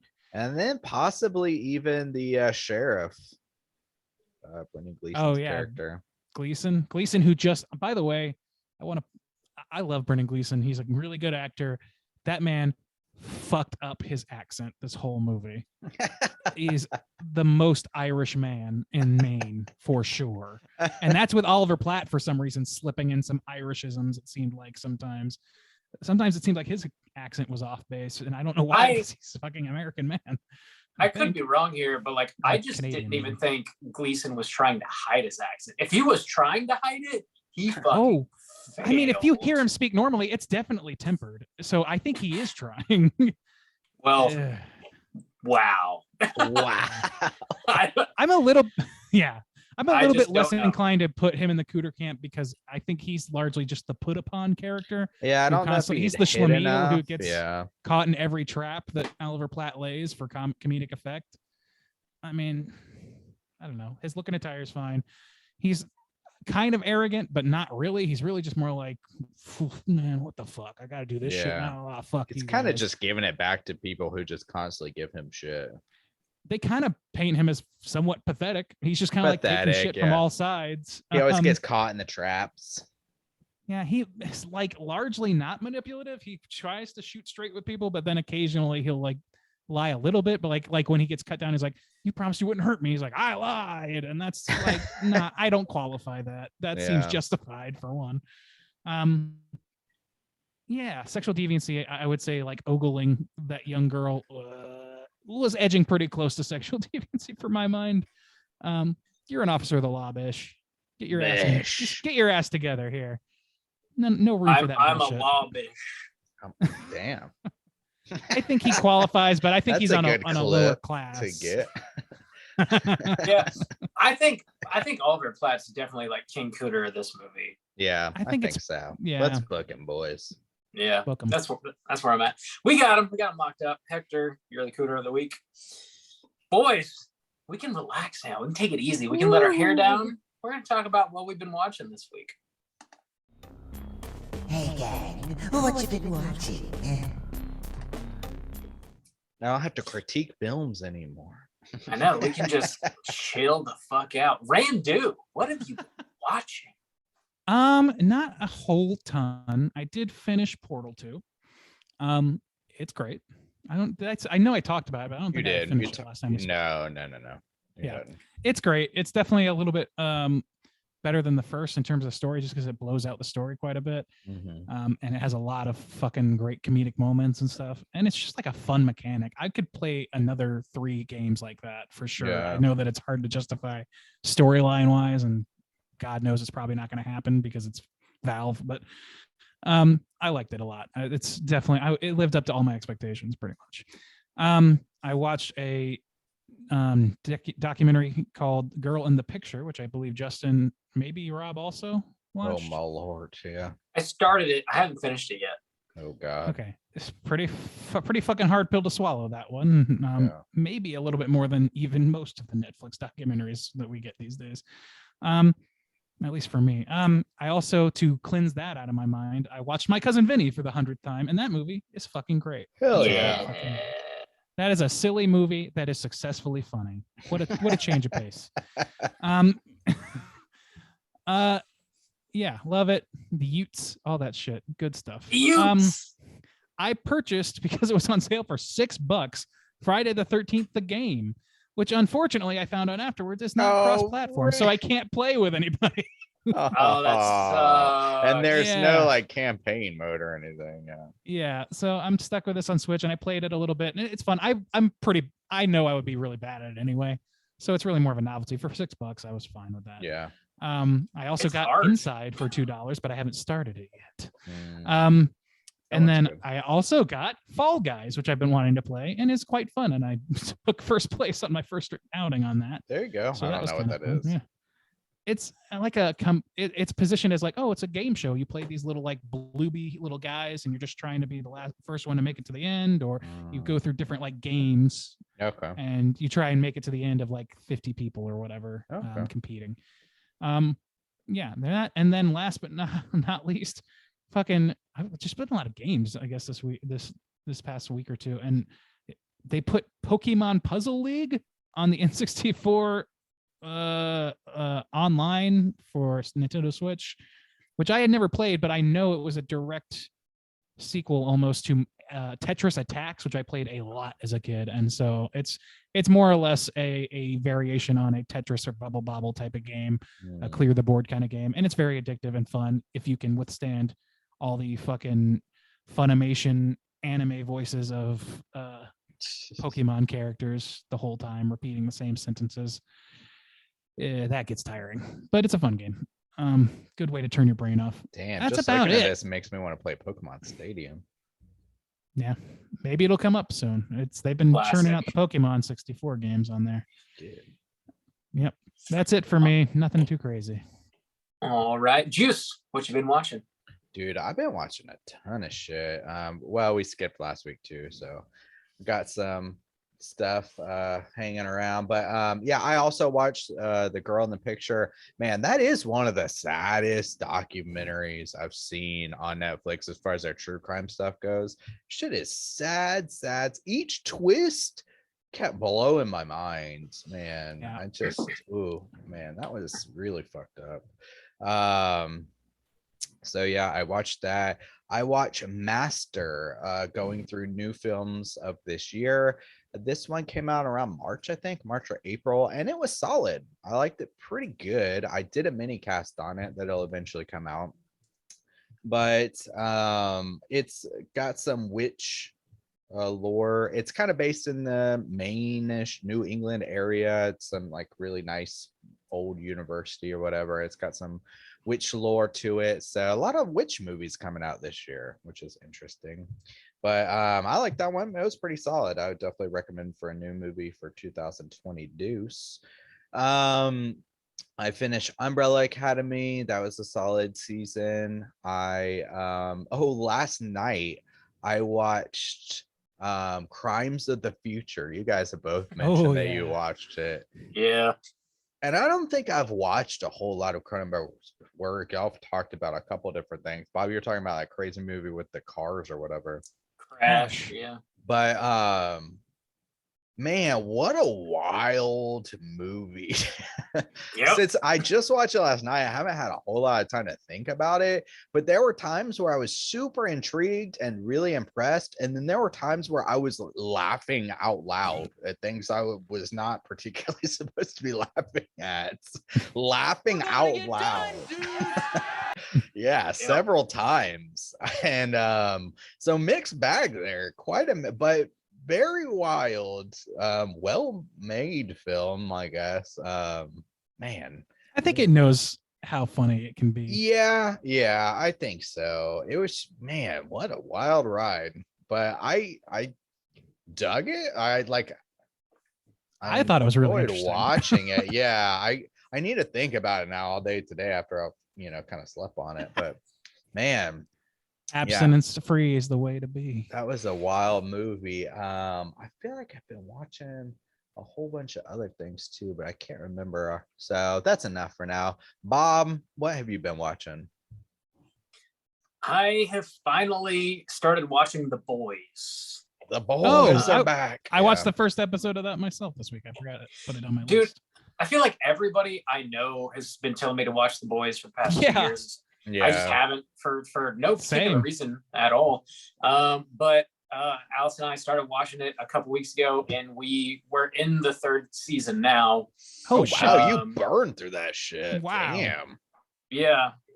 I mean, there's like 8 episodes per season, and we're in the middle of the 3rd one currently, and it's extremely good. It is. If you're unfamiliar with it, it's about superheroes as if they actually existed in the world, and there is this mega corporation that sort of controls them, I guess, for lack of a better term. And Amazon. The Bezos is the boss. Amazon. And there's a group of just regular ass folks that have been crossed by these superheroes in negative ways, and they're trying to handle it as best they can, take them down a peg or two, and they call themselves The Boys. So it's based on a comic book, I guess, which I have not read, but it is. So this is on Amazon. It's an Amazon original. Speaking of Bezos, it is extremely fucking graphic. Like they pull no fucking punches. It's kind wild. of a downer too, right? It's like super like It's negative. It's kind of it's in the realm of Watchmen, so where it's like yes and no I at the agree same with that, time. yeah. It's like a black comedy, I would say. Yeah. Like Yeah. it is funny, but like you don't feel good when you're watching it. I've been really enjoying it though. God, the gore level is like at 11. So I mean, you know, if you're a horror fan, you're a gore hound, whatever, there's definitely something here for you. I dig it. I've been enjoying quite a bit actually. Speaking of superhero shit, I saw the new Thor movie, Love and Thunder. I have not seen the previous Thor films. This was my first one. Oh, really? I don't really, yeah, I don't really care for it. It is sort of the polar opposite of what I just described as being The Boys. It's a full-blown, like almost slapstick comedy Marvel movie. Taika Waititi directed it. And it just feels like it's got these boxes that it knows it has to check, and it's just kind of going through the motions. And it rang a little hollow to me. It just didn't really, maybe that's because I haven't seen the previous movies. That, to be fair, could very well be the case. I don't think so. All of the previous movies are so different from each other. It's like they're like entirely different fucking properties. Wow. It's like if you haven't seen, it's like watching a random Friday the 13th movie. Okay. I like this isn't a spoiler. This is sort of like a tangent I had. Like this movie is obviously not made specifically for children, but like millions of children are going to go see it. And there's this one scene in the movie where they say the word orgy like 5 or 6 times. And I was just thinking, like, what if I brought my 10-year-old nephew to see this, which I would have done. Like, I wouldn't have thought twice about it. And he's like, I've always been a creeper. Like, do I have to explain what an orgy is to my nephew? It just felt weird. I was like, why? It's like a sleepover. Isn't there a scene where he's naked? Yeah, I mean, you don't see Thor's dick, but yeah, he's naked, and everybody's like super jazzed about it in the movie. They're like, "Fuck yeah, Thor dick!" Like, they're way into it. They've been doing that a while.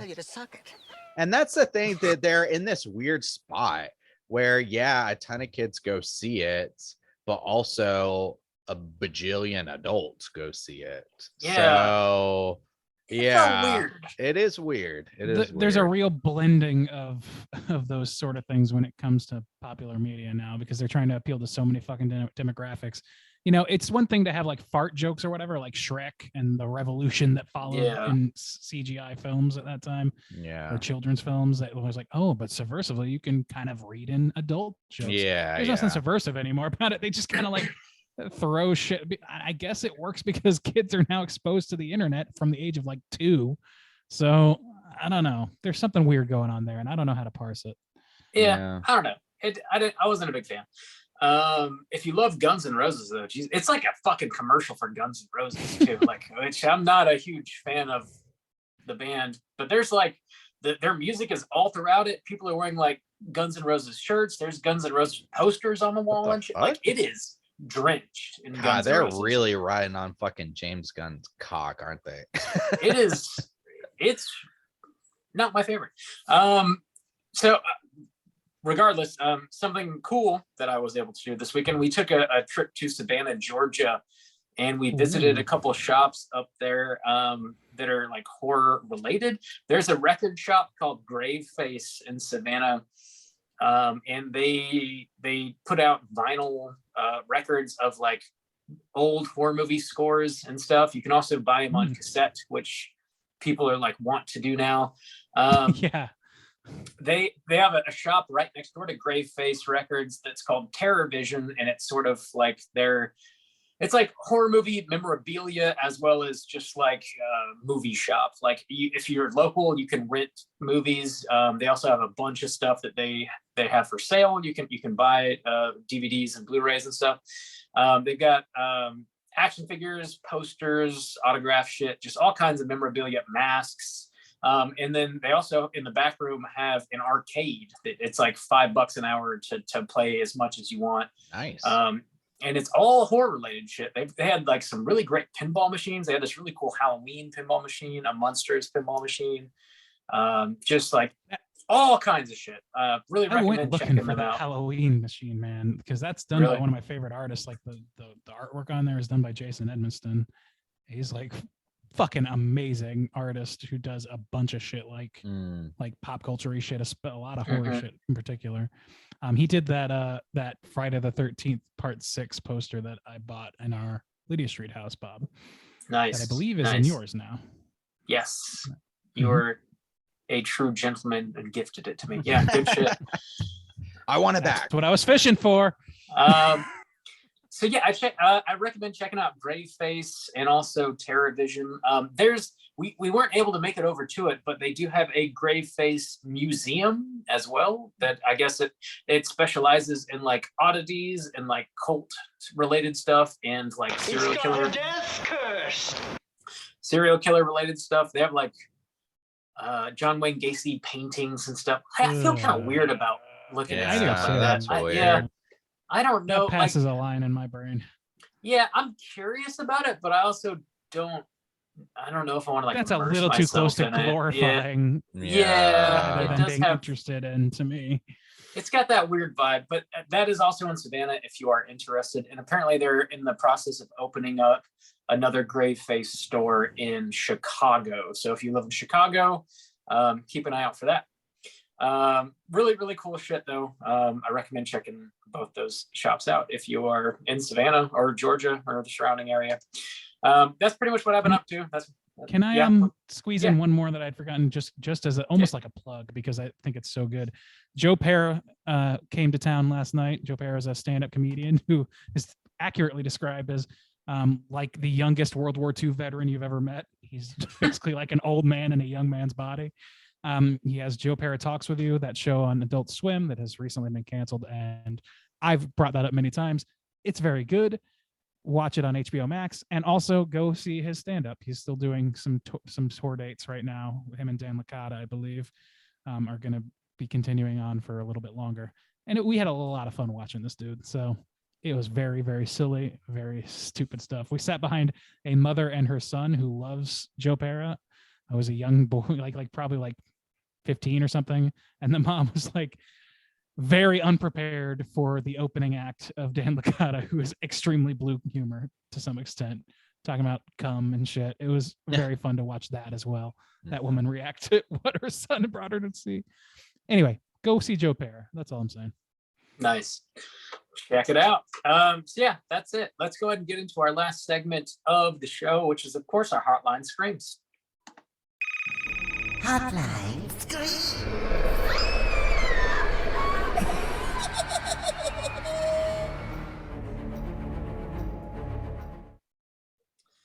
If you are listening and would like to call in and leave a voicemail to be featured on next week's show, hit us up at 904-638-3231. We got a couple voicemails this week. First up, we're going to hear from a first-time caller, actually, who I believe used to live in South Korea, he's got some interesting shit to say. So yeah, let's go ahead and let's get to it. Let's hear what he has to say.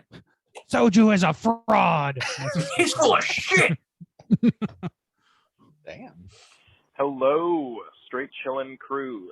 This is Scott up in the Great White North here, which isn't looking very white right now. Just calling to let you guys know my thoughts about the last episode. Long-time listener, first-time caller. I'll just leave a little anecdote to start here. Love the podcast, boys. Got a special place in my heart. I used to live in South Korea, so when I first moved home to go to school, discovered your little podcast while I was smoking a bowl on my back porch going to school, and connected with you guys because I heard you talking about South Korea sometimes. Soju be talking about,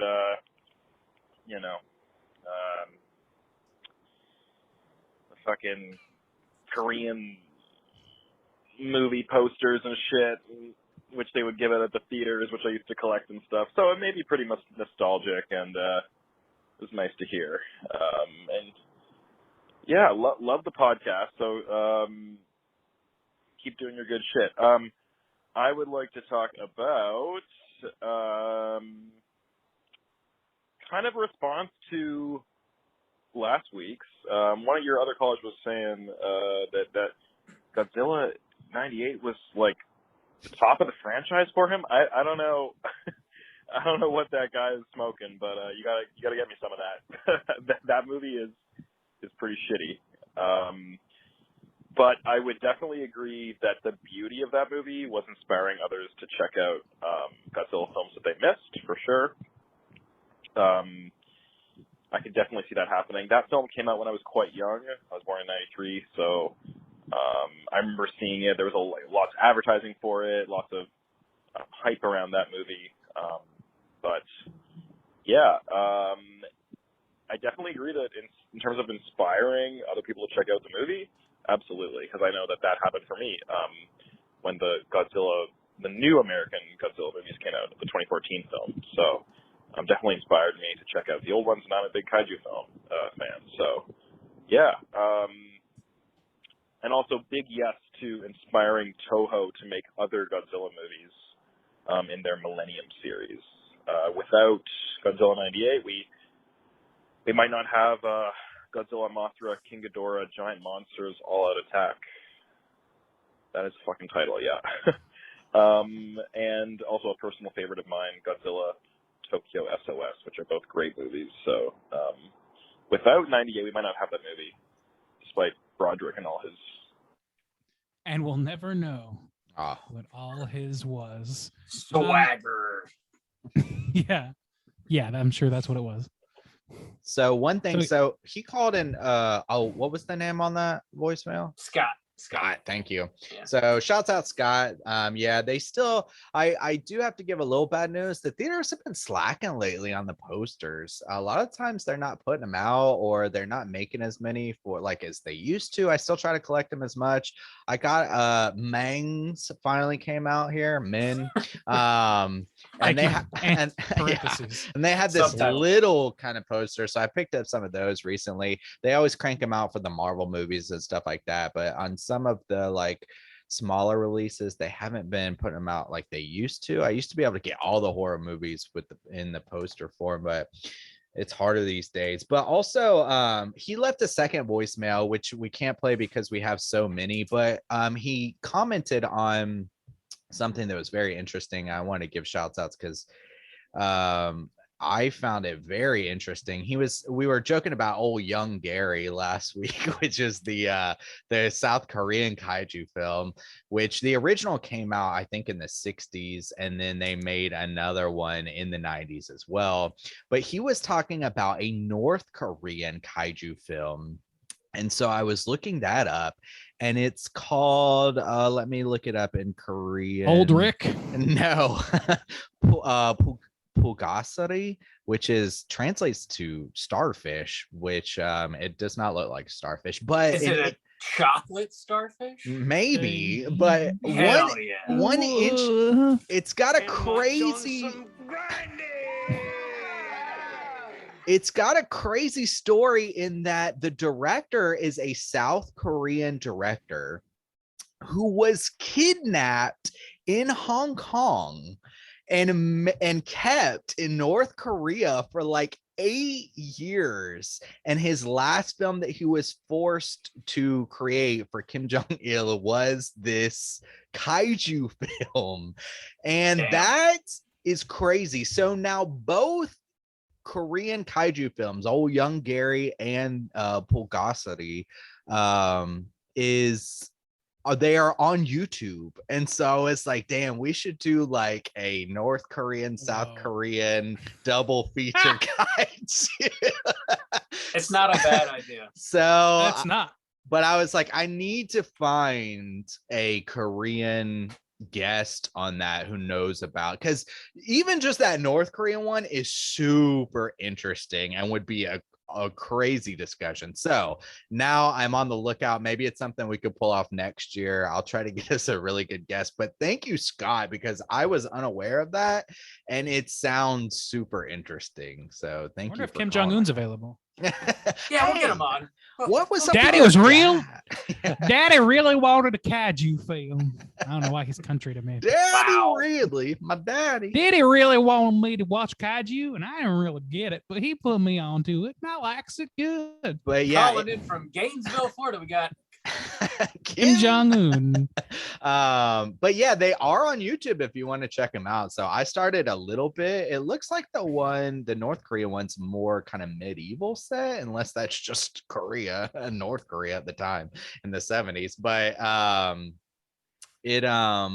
But no, they're like shooting cannons and shit, so I don't think so. But old young Gary's on there too, and I need to check this shit out. This show's cracking me up. Yeah, thanks, Scott. Thanks for calling in, thank you, dropping Scott. some knowledge. You may have influenced us to create the greatest show we've ever made in our lives. Maybe. Wow. We'll see. Let's hype it up some more. Yeah, let's just really build it, and never deliver. That's what we're here to do. Also, if you are Korean and you have any kind of Here we film go. knowledge, hit me up. Please hit me up. Please, Now please, I God. gotta deliver a Please. sweet guest for this episode. We need us a gap filler. Please. I also love that Scott found our show smoking a bowl on the back porch, just hanging out, chilling. I wonder how common that story is. Like, I was just Honestly, ripping a huge bong and was listening to Straight Chilling for the first Scott, time.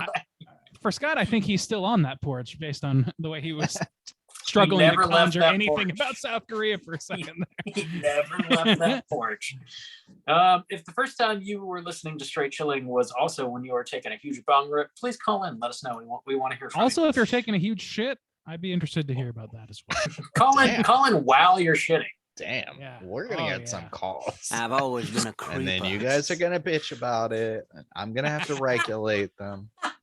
Oh, that's definitely how it's gonna go down. Thanks for calling, Scott. For real, we do appreciate hearing from you. We got another voicemail. We're gonna hear from our boy Nate. Let's hear what he has to say. Hey, what up? It's Nate. I wanted to call and answer a couple of the questions you guys had, or prompts. A movie that I think could be made into a horror. One of the options stars our friend Ethan Hawke or Kevin Bacon. Back in the day, called Whitewater Summer. It's also got a young Sean Astin in it. I think you could go a couple different ways with that. In a horror genre, whether it's the kids survival horror or the kids turn into Lord of the Flies situation on Kevin Bacon, but Kevin Bacon's kind of an asshole to him anyway, so whichever way you want to go with that one. I don't know why I thought of that movie, but for some reason that popped in my head.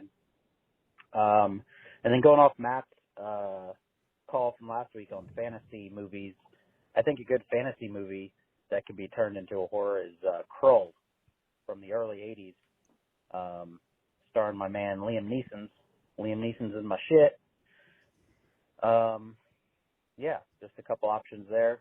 And then my favorite movie featuring a kaiju, it's got to be Ghostbusters. Stay Puft is a kaiju. Come at me. See you guys. There you go. I'm trying to look up what that movie was that he mentioned. Yeah, Whitewater Summer. It's from 1987. I had to pull up the IMDb. Yeah, stars Kevin Bacon, Sean Astin, some other kids. It looks like he takes out a bunch of kids on a whitewater rafting adventure, and it goes kind of south. I never heard of that before. I was talking about the other one, the one with Neeson. Oh, sorry. Oh, Krull. Krull? Yeah, Krull. Yeah. Like Krull? I believe so. Yeah, I think that's the spelling. Yeah, I think I have seen that around, but I'm not familiar with it beyond that. So. I haven't seen that one either. Yeah, Liam Neeson though, I'm always down. I'd like to see an evil ass Liam Neeson character. Well, I guess he was Darkman, wasn't he? So that kind of. He was. Yeah. Who? Darkman. What is that? Sam Raimi film? Yeah. Oh, his. Never seen that. Well, we should definitely talk about Darkman. That'd be good one to cover. Sure is. Yeah, I don't know. Whitewater Summer sounds interesting. Krull, I gotta check that out too, man. I haven't seen that. I never think about the Stay Puft Marshmallow Man when it comes to kaiju, but I feel like that does qualify. It's a I don't see why not. Yeah, it's gotta be. Yeah, I think that definitely qualifies. Yeah, good choice. Mm-hmm. Yeah, I'm down. I am down too. There's a Stay Puft Tiki mug I need to acquire. And then Oh maybe my we God, can Bob, this is finally talk your about addiction's really Ghostbusters. impacting the show at this point, Rob. You really gotta.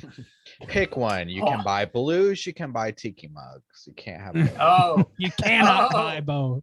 thank you, Father, for my allowance.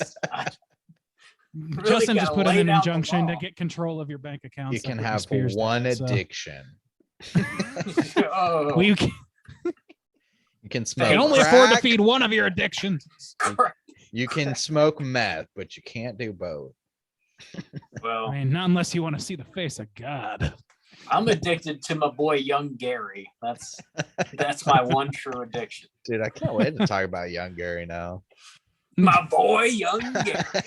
He's my boy, Young Gary. I love how it's like it's romanized out is Yongary. Young Gary. Young Gary, yeah. That is That guy doing that review just straight up was like, Young Gary. He's he's doing that. It's like shit's He's doing his killing thing. me. It's like young Sheldon. Oh God. my! I hope not, dude. He's a kaiju. The worst kaiju movie I ever did see. Young Sheldon.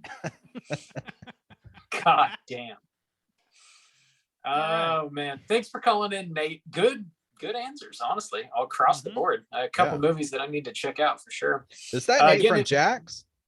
Yeah, it's my boy Nasty Nate. Yeah. Yeah, we met him.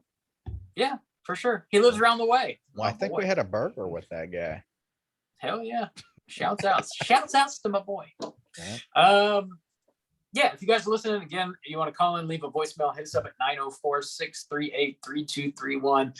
If the first time you ever heard Straight Chillin' was when you were taking a big fat bong rip, call in. I want to know. Do you guys have any other prompts you want to throw out there? I'd love to know how many people are defenders of Lake Placid and want to yell at us for our scathing review. Yeah, where's this mysterious positivity around this film coming from, and why? Can it be attributed to anything other than nostalgia glasses? Even Bob's like trying to defend it came out as a middling 3 stars. Yeah, that's true. This movie does not blow my mind. It's not even close to like one of my favorite movies, but I dig it for what it is, and I'm sure that my enjoyment of it is not entirely about, but is affected by some nostalgia. Yeah, at least I think it might be a movie that would be benefited by like watching it together Bong as opposed rips. to on my own. And yeah, bong rips. Definitely bong rips. Thick fog in that one. You gotta fog out the house and then put on Lake Placid. That's the real fog hog. There you go.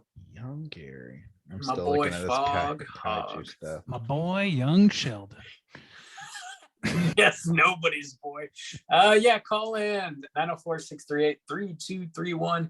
Next week, we'll be back with a brand new show. As always, we're gonna be talking about the latest and hopefully greatest from our boy, our actual boy, Jordan Peele. The movie is called Nope.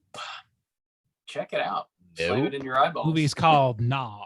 It's not the movie titled Mope, so don't watch that movie. If it ain't Raw Dog. Oh my God. Nope, We're dog. devolved. These are just Nope, sounds dog. at this point. There is nothing intelligible about what's happening right now. If it ain't Dope Dog, Nope Dog. You got a little Go nope. Gator. Got a little nope dog on your lip there, Bob. Oh my God. That's You're the end gonna- of this show. Check out Nope. Get ready for next week's episode. Until then, please rate, review, and subscribe to us on iTunes. You can follow us on Twitter at STR8_chilling, on Instagram at Straight Chilling Podcast. Send us an email at straightchillingpodcast@gmail.com. If you want to join our daily Slack channel conversations, hit us up on one of those social media outlets, and I'll send you a link so you can do so. And until next week, as always, all you mother truckers, please keep chilling. Oh, yes. I killed him.